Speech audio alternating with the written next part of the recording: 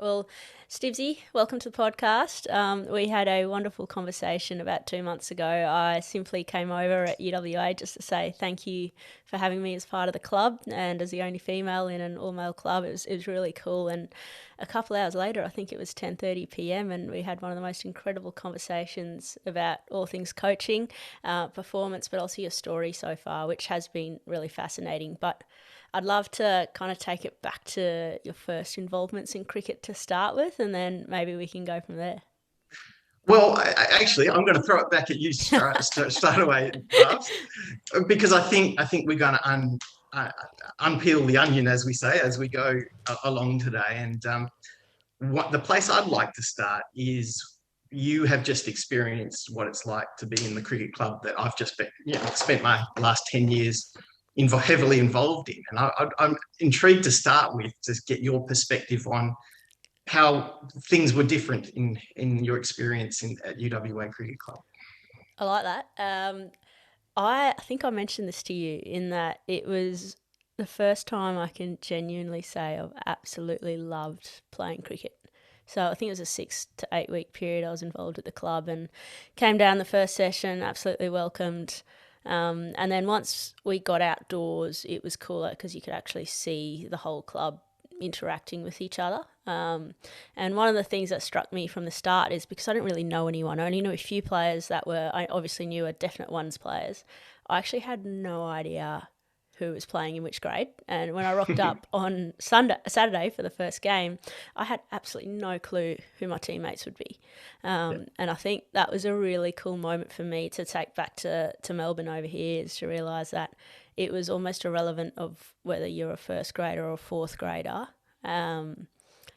It didn't really matter in the way people treated me as a newcomer and an obvious standout in being female. So that was really cool. And the other part that I really liked was right at the start, there was an induction meeting, which I Yes. sat in far too many of those over the years, where a coach or a captain stands up the front and tells you this is how things are going to be, this is the standards, these are our values, this is blah, blah, blah, blah. It all goes to the back of your head and you're just like, I just want to play cricket. Yeah. But Yeah. that was incredible. I think Charlie Stobo stood up the front and spoke about what it means to be a student. So UWA obviously being a university, and the embodiment of continual growth and continual learning, and spoke about the principles that I think he had developed with Viv Pava in what do those behaviours look like and what do those values look like. And for the first time I found that uni was a club that genuinely lived those. Which is something that you just don't see it every day. And I'm not just saying this because you're in front of me. And Viv and I are very close. We have these conversations all the time. But it was Yes. just a really, really cool. I mean, I don't think I scored over 10 runs in the whole time there, but it was a very, very valuable experience. Yes. It took quite a few wickets though. Your leg spinners were on fire. Yeah, I still don't know whether that was because it was males just being scared of a female, or I put it in the right spot, Give but we'll yourself roll some with credit. it. Oh, well, that's very pleasing to hear, because that's certainly the club that I set out to create when I took the job 10 years ago, was to create an environment where people feel comfortable to be who they were. And that it wasn't all my life, my playing life, I'd experienced a very hierarchical club environment where if you were first team, it sort of gave you a prestige above the second team, which gave you a prestige above third team. And I never really liked the hierarchical sort of value system in that regard, because I felt that it devalued some of the most important people in the club, which was the players in the lower grades, who are really in many ways funding the club, and they're the lifeblood of a cricket club. So my goal when I set out to coach a district cricket club was to make sure that exactly what you described, that there was an integrity through the organisation, that everyone felt respected. And very pleasing to hear that that's what you experienced. So when you came across from where you started out like playing in Melbourne, weren't you? Or you're born in Melbourne and then it's a long story, my story. Yeah. I don't know if you want to start at the start or where you join. I think it's always best to jump in at various spots. But so to start with, I was coaching in suburban turf in Melbourne. lovely little club called Coles Cricket Club. We played at Rigetti Oval in Toorak, and I'd sort of taken a couple of years off cricket when I think it was about 32, and then I think it's still going. There was a midweek competition in Melbourne that I every so often would play a game or two in, and I played a game this particular week, and the captain of the team was the captain of the Coles Sharks Cricket Club, and he said, "Look, you've got to come down to my cricket club and help us out." And so I did it, and I had probably 4 of the best years I've ever had in cricket in terms of enjoyment, from the age of sort of 33 to about 38. And I got the call. During that time, I was a player and a coach for that cricket club, and we won a lot of premierships. We were an older demographic, which in suburban turf allows you to sort of beat teams just on experience alone, to be honest. But we had a lovely time, and I've always kept up with my friends at University of WA Cricket Club because I played there when I was a student. And I got a call from one of the members on the committee, would have been December 2012, Christmas Eve actually, probably around about this time. And they said, Brett Jones, our current coach, has just taken a position as the high performance coach of the WACA. So we're without a coach. And I joked with them for the last couple of years that when they wanted to have some success, to give me a call. And that call came on December 24th, 2012. And look, my initial intention was to come over for a week or two and give them some thoughts on what I'd seen as a very neutral observer, and then potentially look to do the job the following season. I arrived on the Friday. By about 10 o'clock on the Saturday, I'd been offered the job. and my thought process was I had always wanted to coach a district cricket club, a premier cricket club, and I thought, well, this is the universe throwing you your opportunity that you've been chasing. So you'd be bad not to take it. So I upped stumps in Victoria and moved over to WA in 2013, and been doing this ever since. And it's been a hell of a ride. So when you walked in 10 years ago into UWA, what were the main differences? So like I've just described what I felt as a player at the club in terms of culture. When Yes. you walked in and you saw particular behaviours, cultures, whatever the word is, 10 years ago, what were the major differences? Yeah, it's interesting. I will preface this by saying I do not wish in any way to denigrate the people who were there at the time, because they're very good people, and some I still keep in touch with. I guess what I saw, though, was I felt that the environment could be more growth orientated, more empathetic is probably the word, and I'll probably use the word empathy quite a bit. I felt it could be more empathetic towards players, in that I've always felt that the best way to get performance out of someone is to know them and to help them as people as well as a sportsman. And I felt that we could do a better job of getting to know our players in a way such that we could help them across the gamut of their lives rather than just the cricket. Because I think when you have a happy player and a balanced, a person who has their life in balance, that's when you get the best performances out of people. And that's really probably the difference, is that, we spend a lot of time now at UWA Cricket Club making sure that people are okay in their lives and that they're balanced and they're learning across all parts of their lives, not just learning a cover drive. Yeah, absolutely. And that empathy piece is so important, but also can be really difficult, particularly when performances aren't going so well, as one aspect, or also if you've got personalities that are really difficult to connect with. And when you're coming into any club, I think you're going to get a whole range of different personalities, and Yes. some aren't going to be as open to that empathy piece as others, or just general connection in terms of like, well, these are the changes I want to make. Yes. This is the changes I think we need to make. But you're going to have people that be like, oh, well, that's the way we've always done it, and why do we need to change? How do you actually go about dealing with those people? Yeah, it's interesting, and they are absolutely right to have their own opinions. No one has a magic formula, but when you're hired into a position of being head coach, as I was at the time, you're being asked to put your influence on an environment. You're being asked to bring your expertise into an arena. So to not do that, to sort of, take up someone else's values or views on their behalf rather than impart your own, I think is not being true to yourself. And I think the one thing I've always tried to be is true to myself and my values as a coach and philosophies.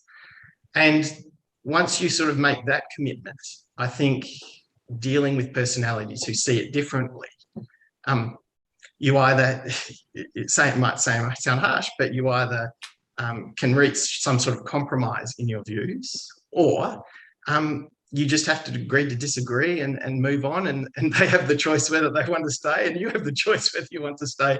I'm quite a stubborn person in that regard, so it was always going to be hard to budge me in terms of, particularly early on in terms of some of the resistance when you start talking to an organisation about being more empathetic. As you say, there was certainly some resistance to what that looked like and how you implemented that. I think in the long run, once you align yourself with people who have similar values and views, actually it snowballs pretty quickly, and then you can change. You reach a tipping point where the entire, the organisation is mostly that type of personality, because you sort of like attracts like in many ways. Yeah. Absolutely. And when you talk about that empathy side of things, also your coaching philosophy, which I assume encapsulates some empathy, what does that actually look like on a day-to-day basis? So say you roll down to training or over a week of in-season cricket, what does that actually mean? Well, it requires a lot of observation, because, and I do observe a lot. In fact, you might see this is a good story just to divert for a second. I was coming up to my 100th game as a coach for UWA, and no coach had ever done 100 games at UWA Cricket Club. And that was in about my 8th or 9th year. And I said to one of the players who's built himself a lovely reputation in Perth as one of Perth's leading young artists, I said to him, just for my own personal sort of celebration, I said, could you paint something? You've been a cricket player at UWA and you're a very good artist. Could you paint something that you think is relevant to me in terms of how you think I'm viewed in my coaching capacity? And so he went away and he came back a few weeks later, and he produced that lovely painting just over the back of me. I don't know if you can see it. See that in the background? Just the background? He produced that lovely painting, which is essentially me sitting on the balcony at James Oval, observing. And he said, the reason I painted it that way is because that's how we see you. You're always observing. And there's two things to aspect. Is you must always observe if you want to be empathetic, because that's how you learn how people hold themselves. Body language tells you an incredible amount about how a person's feeling. And the second thing is you should always ask, how are you feeling? So when players come down to training, the first thing they'll get from one of our coaches, and it goes, you can't walk into our nets without being asked, how are you going today? Because we want to know how, as an athlete, you are presenting at that time, because it's important to us in terms of our management of your welfare to make sure that if you are not having a great day, if you've just broken up with your partner, if you've just lost your job, if you've just had a car accident, that we know about that, so that we can manage you holistically and give you some support in that moment. And I think understanding that about an athlete humanizes them and makes them feel very comfortable that you have their best interests at heart.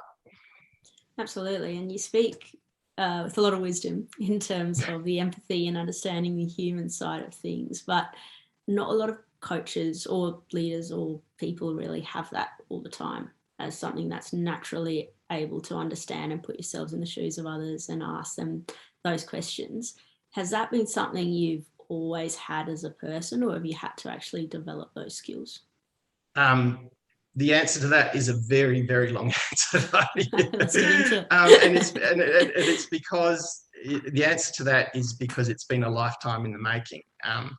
I have had many, many challenges in my life, and they have led me to a point, at points in my life, where I've had to make sure that I understand what it is to have patience in life, to be empathetic, to see pain, because I've experienced a lot of pain in terms of my injuries and health issues.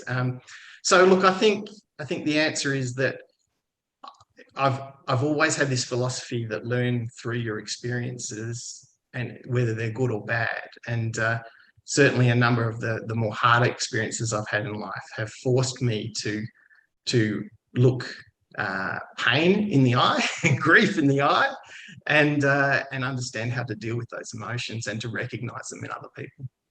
Absolutely. And if we do go into some of those difficult periods of your life, I know you mentioned a pretty significant knee injury in your playing days, and Yes. that probably kicked a few things off. Do you want to just talk us through how that actually came about and the significance of, it wasn't just a one-off knee injury, of how long that kind of process was for you? Okay, well, look, as a young player, I was a very aspirational player.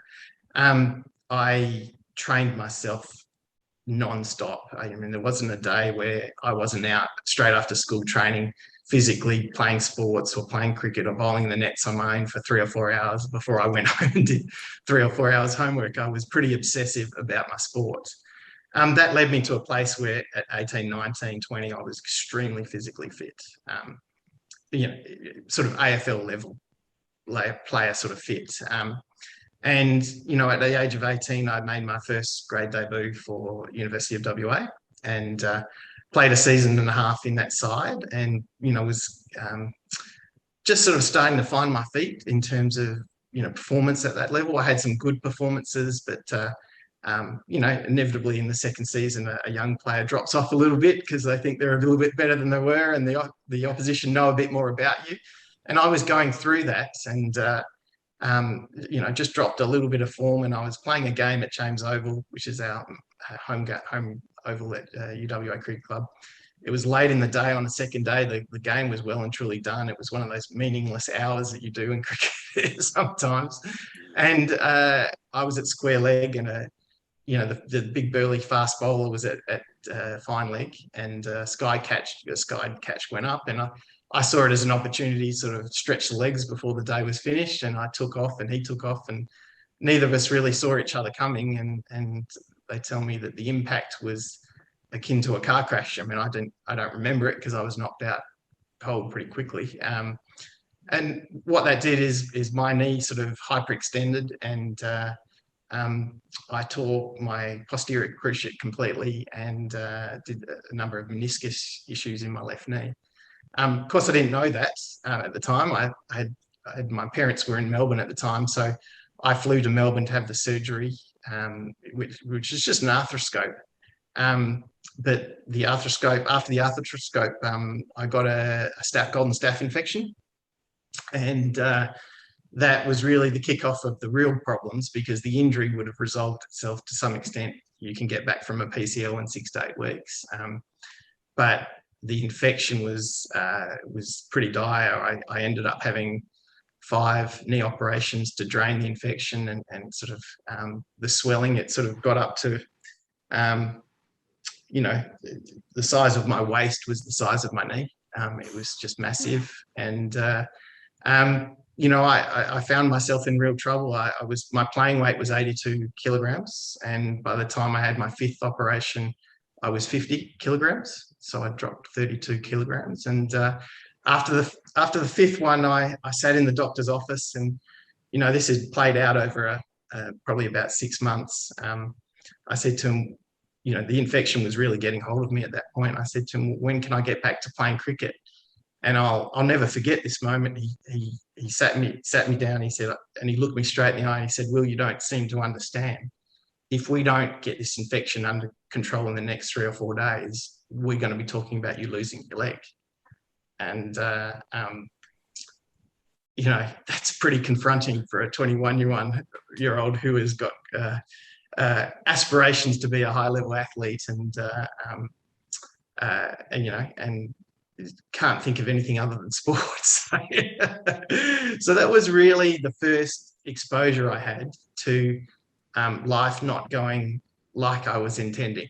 And as a result of that, I had to take the highest grade of penicillin for about 9 months. So that was really knocked my system out. It killed there were so many foods I couldn't eat during that time because I couldn't digest food very well, because there was a lot going on in my stomach with all that antibiotics killing everything. So yeah, it sort of led me down a path where I found it very difficult to sort of understand how I'd got there, and what it meant for me for the rest of my life. And so yeah, it was a real sort of confronting time that took me out of the game for 2.5 years before I finally got back on the field. So yeah, it was a pretty sort of traumatic time at the age of 21. My first operation was actually on my 21st birthday. So how about that? That's mad. So like, we look at the sort of bigger picture of that. You're obviously a naturally very driven person. So you're Yes. a teenager coming through, you had ticked all of the boxes, which is not something you see all the time. Half the time you're telling people that you need to work harder. But you're entirely self-driven. You've got this energy, clearly have goals that you want to achieve. And then you get this knee injury, which is not meant to be that bad, but it's taken you out for 2.5 years, and not just taking you out, but to the point where you're told you might lose your leg if you don't get it under control. Where do you then channel that energy into, and mentally what was going through your head, probably more towards the back end of it all? Yeah, it's interesting. Like everything I've done in my life, I can be a bit obsessional. And once I'd got the infection under control, it was a matter of rebuilding my body, because I'd lost so much muscle across my entire body, and particularly my legs. So it was about finding what I could do rather than thinking about what I couldn't do. So I would probe the doctor and the physios no end about what I could do. And, you know, the doctor had given me permission to walk. So me being me, I decided this one particular day I was going to walk. And I was living at Shelley at the time, and I walked from Shelley to Fremantle, from Fremantle to Perth, and from Perth back to Shelley. That took me about 18 hours. Oh my God. And I had a Walkman at the time. He's probably showing my age here, but I had a cassette Walkman, and I had some Spanish tapes, and I was determined that during my recovery I was going to learn Spanish and do everything I could to keep my mind distracted from some of the things that I was going through, which was extremely difficult because you know, there were times where you just wanted to sort of wallow in the pain of it all. And and at times that can get hold of you, and at times that can be pretty overwhelming. And I didn't want to sort of spend that time in that kind of mindset. So I was really driving myself to find ways to heal my body. Is really how it started. Yeah. And well, the last time I saw you, you did have 2 legs and were moving around beautifully. So this does have a happier ending. Oh, yeah, absolutely. Yeah. And I apologise if some of this is a little bit morbid, but it is my journey. Right? No, this is... there will be some things we talk about today that probably deep into the weeds of, you know, some might make people feel a bit uncomfortable. And I apologise for that, but that's my journey, and I would like today to tell it how I experienced it, if that's okay. No, I think that's really important, because what we spoke about in the first place leading into this conversation was how you built your empathy, and how empathy is so key to everything that you do. But you don't build that empathy without going through some absolute shit, to not put it in any other way. And it's not just empathy, but it's the ability to understand yourself and your values, and whether you want to take it real surface level in your coaching philosophy, which coaches will bang on about, where you go to a coaching course and they always say, oh, who are you, and own your story and your flow. You don't get there authentically without going through the weeds first. So I think it's actually I think it's actually really important that you do talk through everything, and it's not just about the surface level stuff, because I don't think that really gets you anywhere. You can go buy a book off the shelf and read about some concepts if you like, but the gold, I think, is found in storytelling. So if we kind of take it on the end of that, you how did you get through that knee injury, and what was on the other side of it? Like, did you get back to playing, or did you transition into coaching? Yeah, okay. Well, this will be a bit of a gruesome story for those who are a bit squeamish. There was a point in my recovery where I was starting to be able to do a few more things. But one of the things that I couldn't sort of seem to make any headway with was getting range of motion back into my leg. It had been stuck straight for almost a year. And when that happens, the joint calcifies. And so you basically, it's very hard to break that calcification down without sort of, without a lot of encouragement. And so I was in the doctor's office one day, and I said to him, look, I know we've discussed sort of slowly stretching and breaking down this calcification slowly, but when will the range of motion come back? And he said, well, look, if it doesn't come back in the next couple of months, I'm going to have to put you under another anesthetic and just basically snap the joint so that we break all that instantly. I had 5 general anesthetics at that point in time in 12 months. And for anyone who's had a general anesthetic, it really does mess with you quite a lot. Particularly, it gives you sort of a brain fog that's takes weeks to come out of. And the more you have of it, the longer the fog lasts. And so I was really feeling very reluctant to have another general anesthetic. So again, me being me, I sort of discussed with the doctor what he would actually do if he put me under another general. And basically he was just going to wrench the leg and snap it and break. He said it's not glamorous, but it works. So I decided I could do this myself. And so I was doing a bit of rehab at my auntie's swimming pool. One day I decided I'd had enough. I wanted the motion back. So I took a bucket of ice and I stood on the steps and leaned back and put all my weight on the back of my leg. And the noise that it made was like a gunshot, and it snapped all the calcification. And when I woke up, having passed out from the pain, I had range of motion back. So, and then I went back to the doctor and told him what I'd done. And he said, well, I admire your bravery because I couldn't have recommended that, but that is exactly what you should have done. So, yeah. Goodness me. So that's how I got range of motion back. In terms of getting back to sport, once I had range of motion back, I could then start the process of trying to learn how to run again. And that took a while. I spent a lot of time doing aquatherapy and yoga and sort of gentle sort of exercise, body weight exercises to build muscle back up. And eventually I got back onto the park about 2.5, 3 years later. And it was sort of a real personal triumph to get back to that point, having sort of been in a doctor's office where I was told I might lose my leg. So. Yeah, that's incredible. I think 2.5, it's easy to say 2.5, 3 years, and it's like, yeah, we've just listened to your story in 10 minutes or something, but yeah, I can imagine how difficult that actually was as a young, it's not like you were in your late 30s about to retire from playing, you're just at the start of a career that you've dreamt about and worked really hard for. So I can imagine how difficult that was, but on top of that, you've also had 5 general anesthetics, been on a whole lot of different medications. And down the track, we discussed prior how you did have a bout of chronic fatigue. Yes. And I wonder if any of these preceding things may have led to that. But chronic fatigue is something that no one really knows much about, or how it's instigated, where it goes. There's actually a fantastic article in Cricket Australia recently where I saw one of the West Australian cricketers, I can't remember his name now. Rob Baker. Rob Baker, that's it. Yeah. And a brilliant article about how bad it can actually be, but still no one really knows what it is.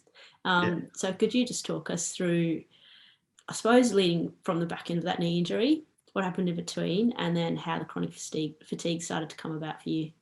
Okay, well, so once I got back playing, and this will give you the next sort of chapter of the story, I was working in the boatyards at the time. I'd done an engineering degree at UWA and graduated, and got my first job at a company called Ocean Fast in Henderson. So I was as a design engineer and a project manager, and I was working down there. Working the boatyards is as hard as people think it is. I can assure you of that. We were working 6.5 days a week, and I had to ask for permission to play cricket on a Saturday afternoon. Delivery deadlines in boat building are very, very tight, and as are profit margins. So you demand a lot of your workforce, and I did. I played cricket all through that sort of 3.5, 4 years that I was working down in the boatyards.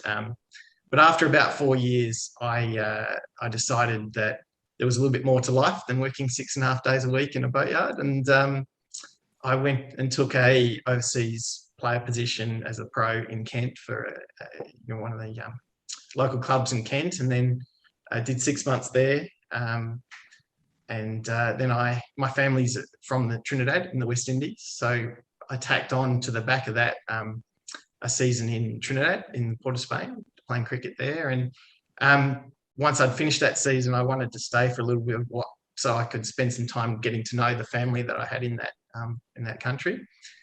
So I worked there for about 18 months, almost 20 months. And towards the end of my stay, there was some elections going on in Trinidad, and it was quite sort of vigorous debate between the two parties. And one of the tactics of one of the parties was to turn off the water supplies to annoy people so that they'd vote out the local constituents. And so we'd had our water turned off for about 3 weeks, and I stupidly ate from a street vendor during that time and contracted hepatitis A.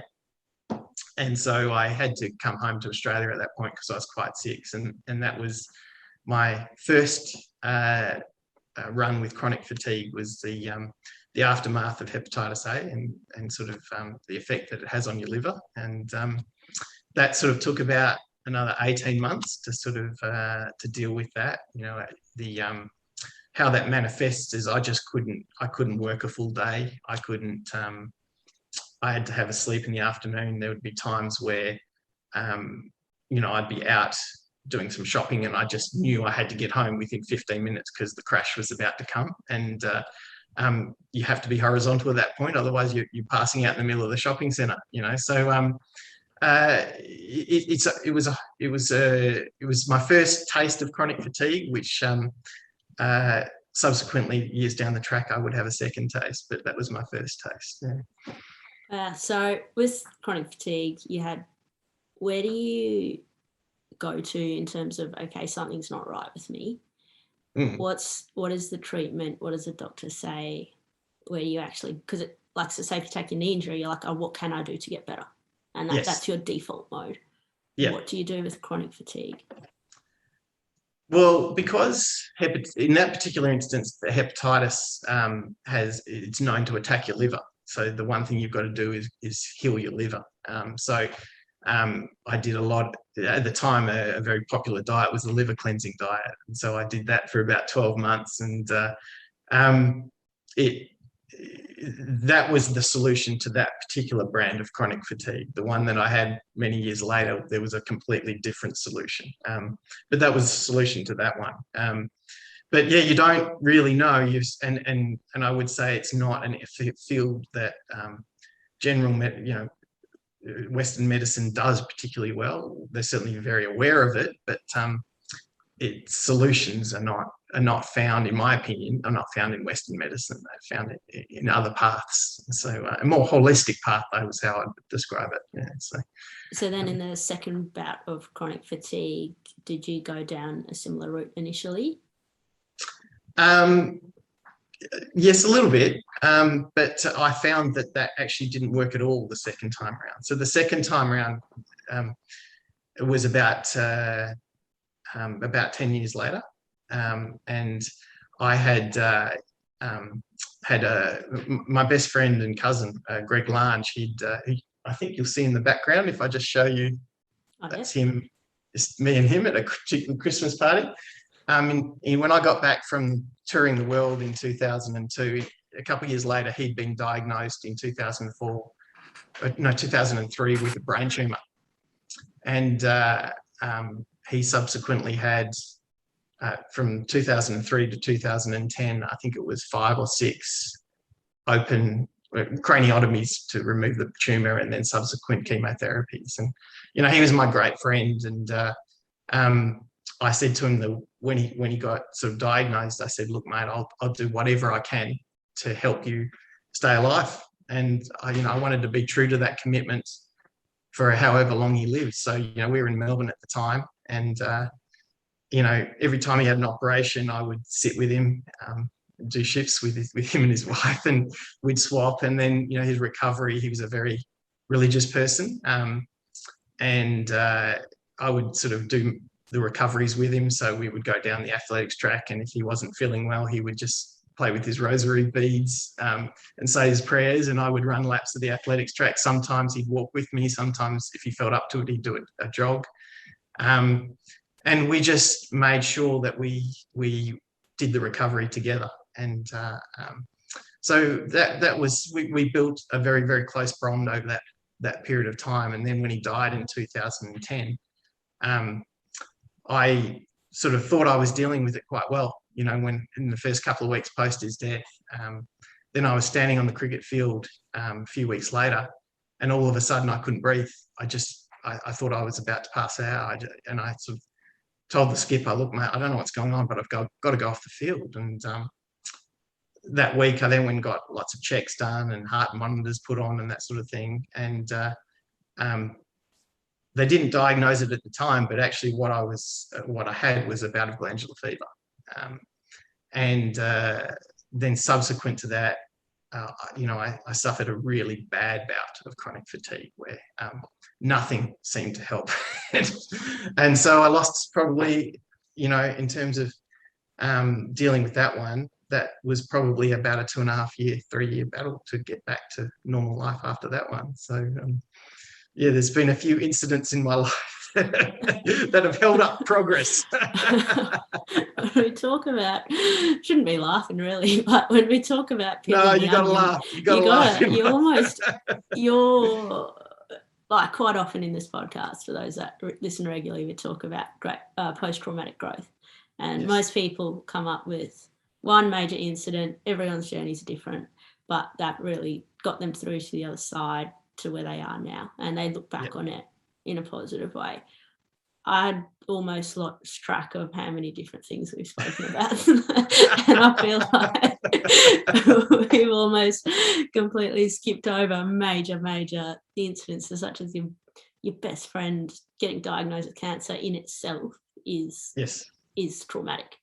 Not just for you, for him, for everyone involved, and actually going in there and being with them day to day is really exhausting.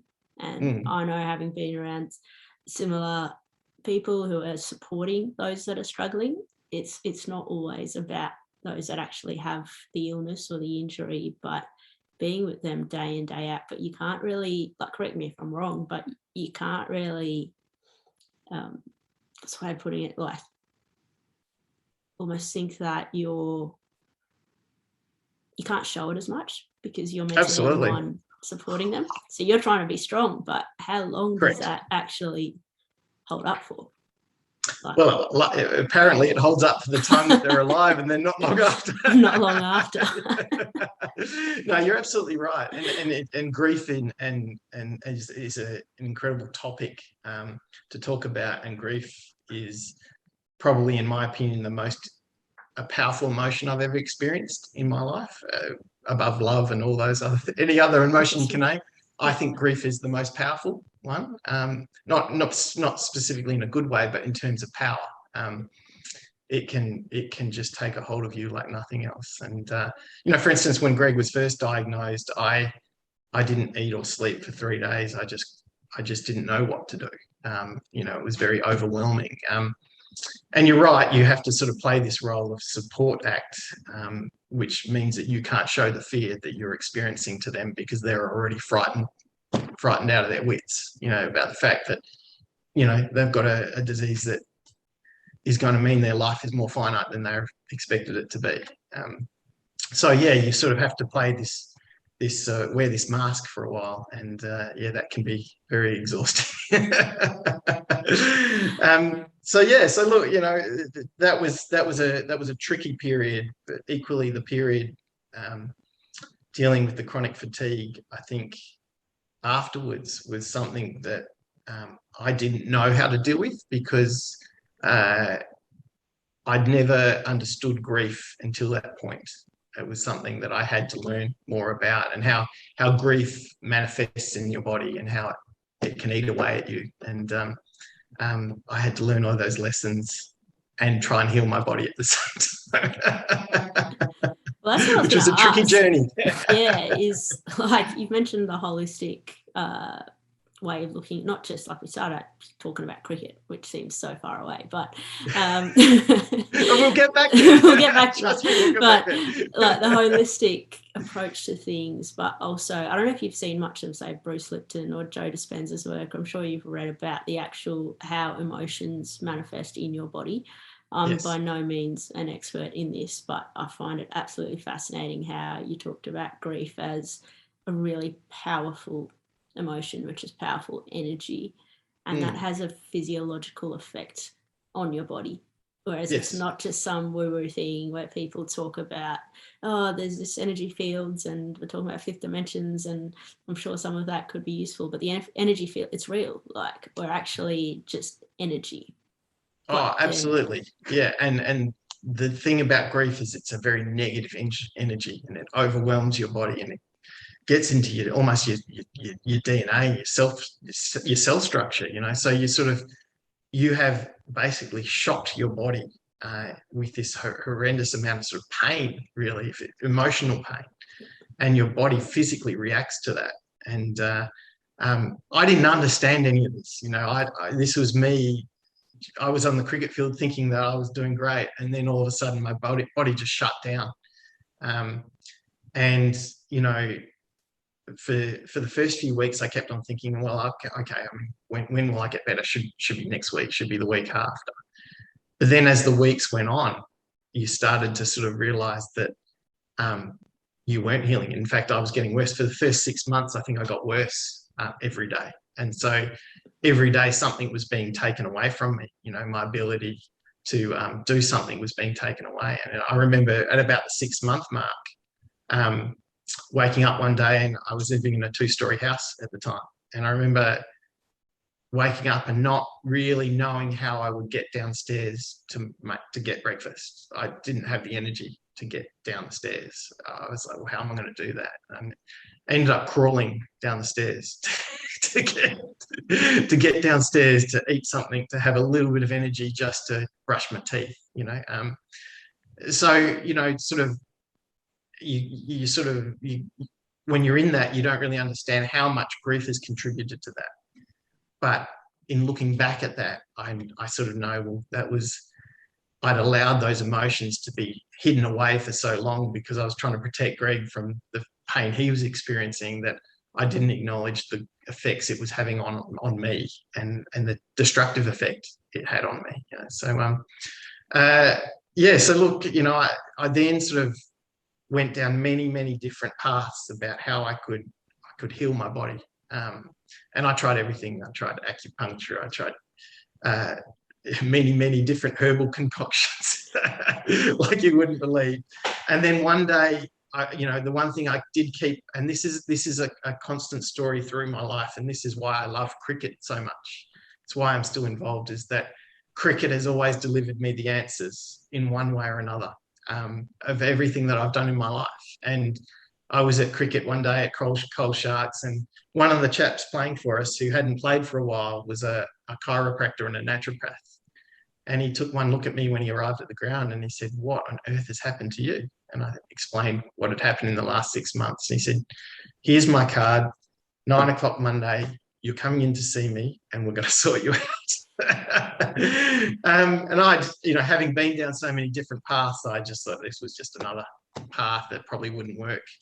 But he laid out a path over the next 12 to 18 months of how we were going to heal my body, in terms of supplements we would take, things I could expect to happen, things that steps, key point KPIs. We talk about KPIs in coaching all the time. He set me KPIs in terms of my recovery that were real KPIs, that when I hit them, I was just so thrilled that that it was the truth, and I could see the journey once he set me real KPIs and they came to pass.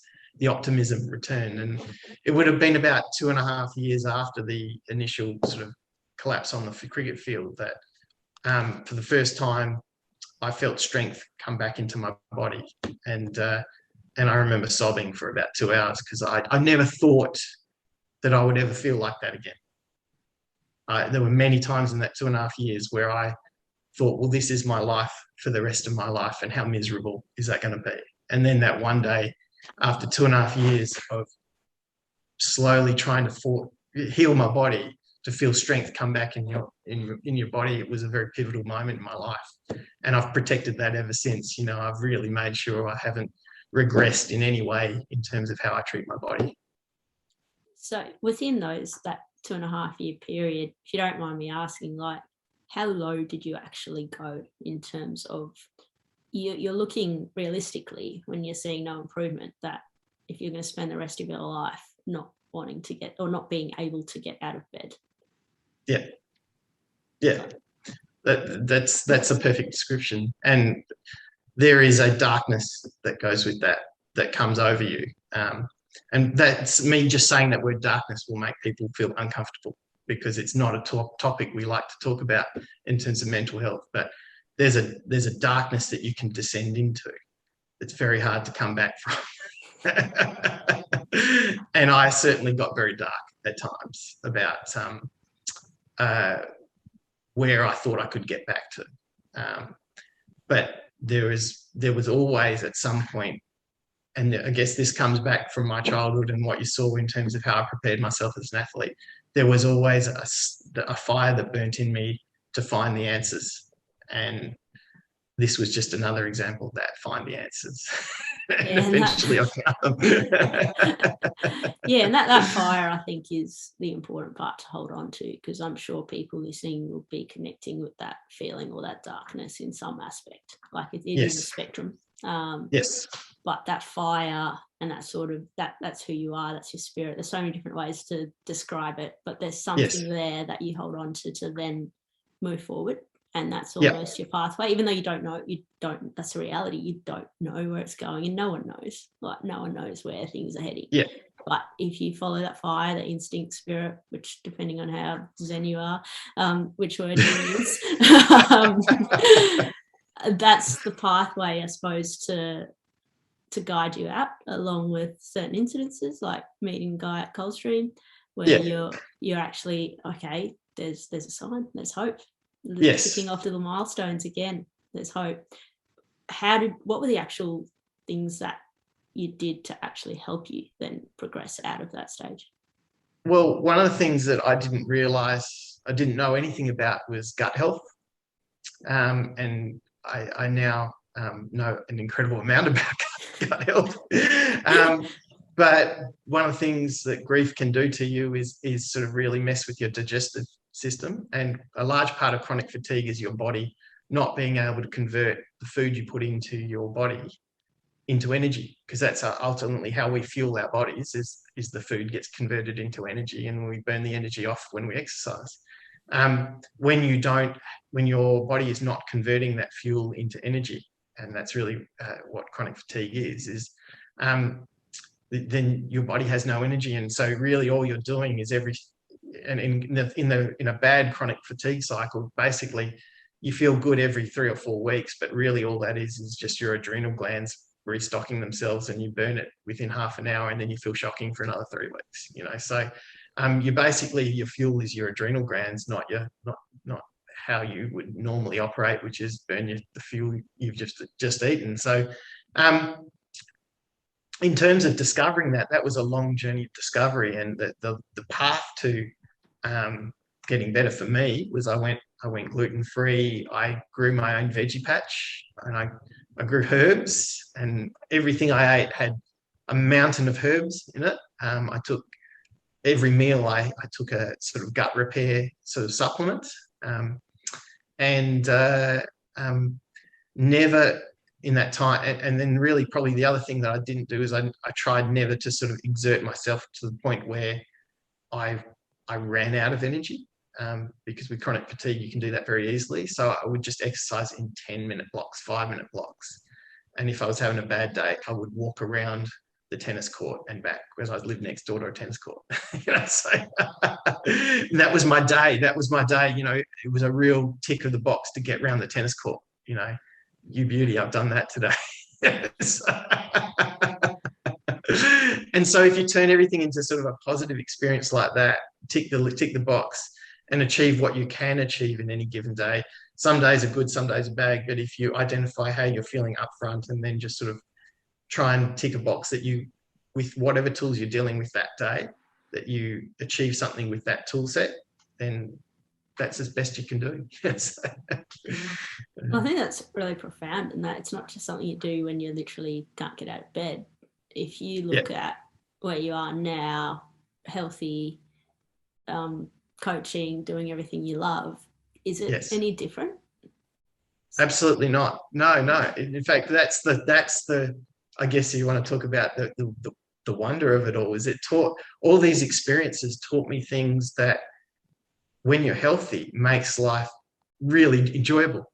The idea of, I wake up every day, I sort of have my cup of coffee, looking over the garden and let the cat wander around, and just take in the environment and work out what I am capable of doing that day, and then just set myself some small goals for the day, and tick those boxes off, and then that's a lovely way to spend your day, is feeling like you've achieved everything that you want to achieve in a day, and so and it's been the same, and we're going to come full circle here, and it's been the same in my cricket coaching.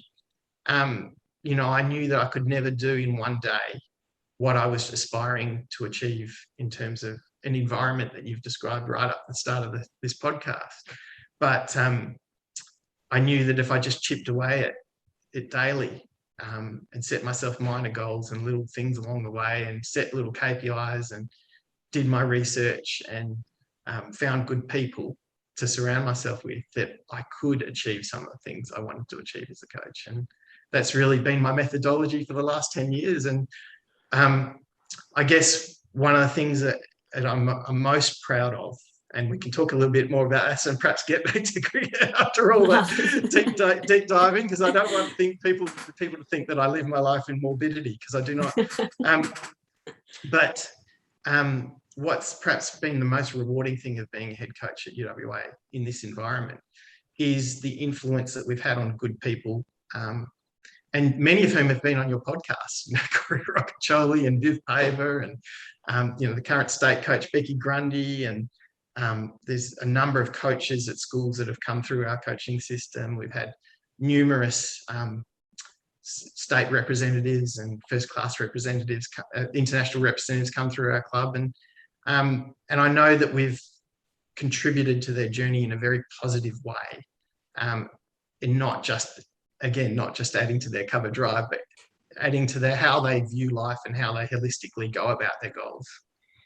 Yeah, absolutely. And it's almost when you hear your journey so far, it starts to make a lot of sense in terms of like when I asked you at the start of 10 years ago, what were the differences in the environment and how did you make those changes? And we were talking about concepts, but once we went into story, you can really see your philosophy as a coach and as a club. Yes. It's not just about, how good's your cover drive or your front arm or all that sort of shit. Like, it's like, how can we make you better people? Yes. And therefore better cricketers. It actually reminds me of the All Blacks. Better people make better All Blacks is their kind of mantra. And it's something really similar where it is a holistic view. And if I think about it as a cricketer, I've got all this stuff going on. Yes, I might consciously be thinking, watch the ball, like trying, and I think I'm present. I think I'm watching the ball. I think I've trained hard, which I've probably done all those things. But if there's something going on underlying, it's going to be pretty bloody hard for me to actually execute those things. Yes. And then as coaches, we all have had a fair few coaches that come in and be like, like, you just need to back yourself. And it's like, hang on a minute, like, yeah, no shit. No shit. Like, we have a lot of cliches in coaching, don't we? Does my head in. And it's like, yeah, okay, yeah, just back yourself, have fun, trust your instincts, and the cliches, which are true, because they're like, ideally you could get there, but like, from my perspective, that's an outcome. Yes. The real process, and it sounds like this is what you believe in as well, the real process is actually going into the weeds of holistic. Who are you?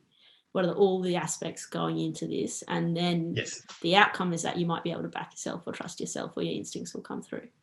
Correct. Yeah, absolutely. And the thing is, like, when you sort of talk about things like coaches saying, "Oh, back yourself, have fun," to me, that seems such a forced statement. Have fun. You've got to have fun. Like, what does that mean? Like, and fun is such a wide concept anyway. For me, fun isn't sitting there laughing. For me, fun is, I've done all the work. I'm physically ready. I'm mentally ready for this challenge. I'm so excited about the day's cricket. I know I can attack this bowler this way. I know I can attack that bowler that way. Or if I'm a bowler, I know I can nick this guy off if I set him up in this. That's fun to me, right? Like, diagnosing the game, creating strategies, playing the game like it's a chess game. That, to me, is real fun. When you say to an athlete, just go have fun, what does that actually mean? It's such a broad description that doesn't really encapsulate anybody's needs or thought patterns. And so, I just try and every athlete is different. That is true. And so, I just try and find ways that make the games interesting for each athlete and give them goals inside of what they're trying to do in the ways they want to achieve something. And I think when you do that, you build closer bonds with your athletes, and therefore motivating them. You don't have to give these raging great speeches up front, because they know that you trust them and they're doing their absolute best. And if you know that they're doing their absolutely best and they're motivated and you've helped them really want to be in that moment, then why do you need a grand speech up the front? So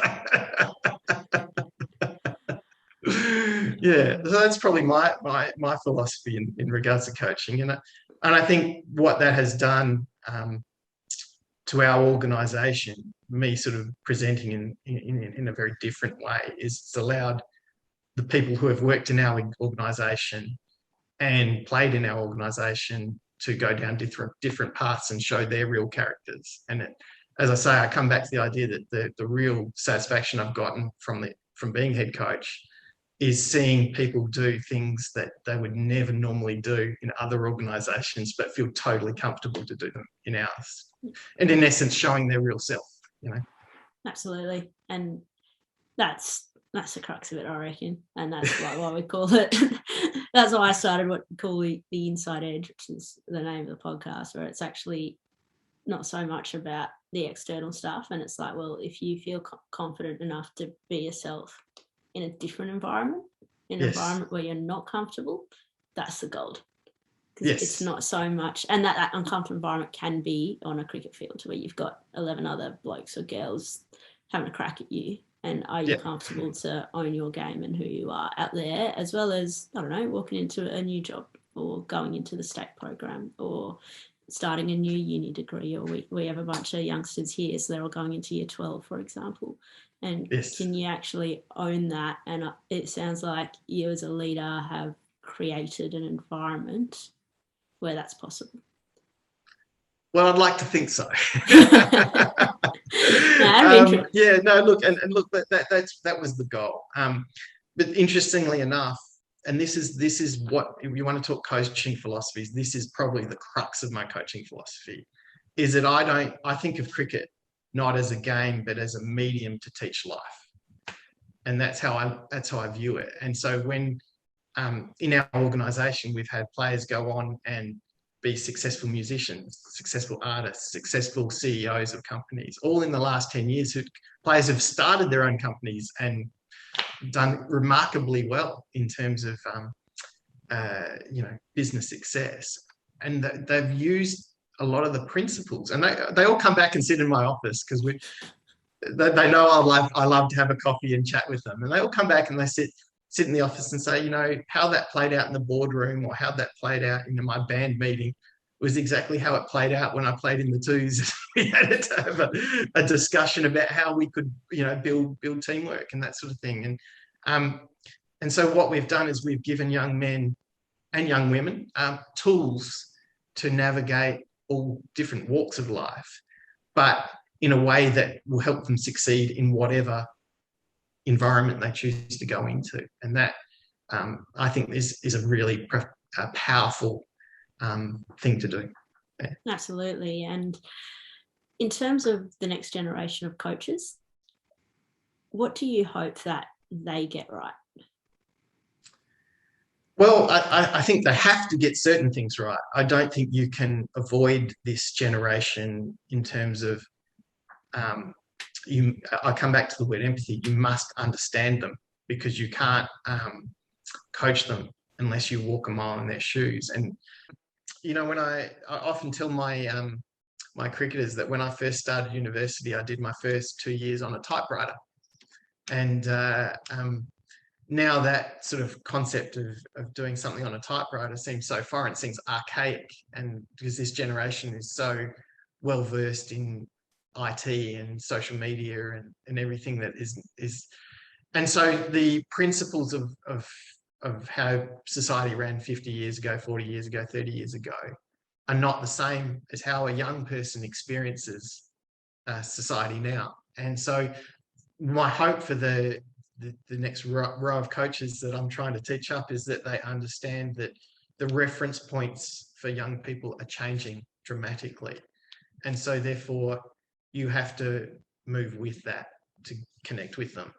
And in particular, COVID is having a dramatic effect in that regard too, because young people now have less freedom than perhaps they did 18 months ago. We're restricted in things that we can and can't do. For the first 12 months, they got told they couldn't see their friends and that sort of thing. So you have to understand their experiences and their reference points, and if you can be empathetic with those experiences, and then you can connect. And the art of coaching is connecting.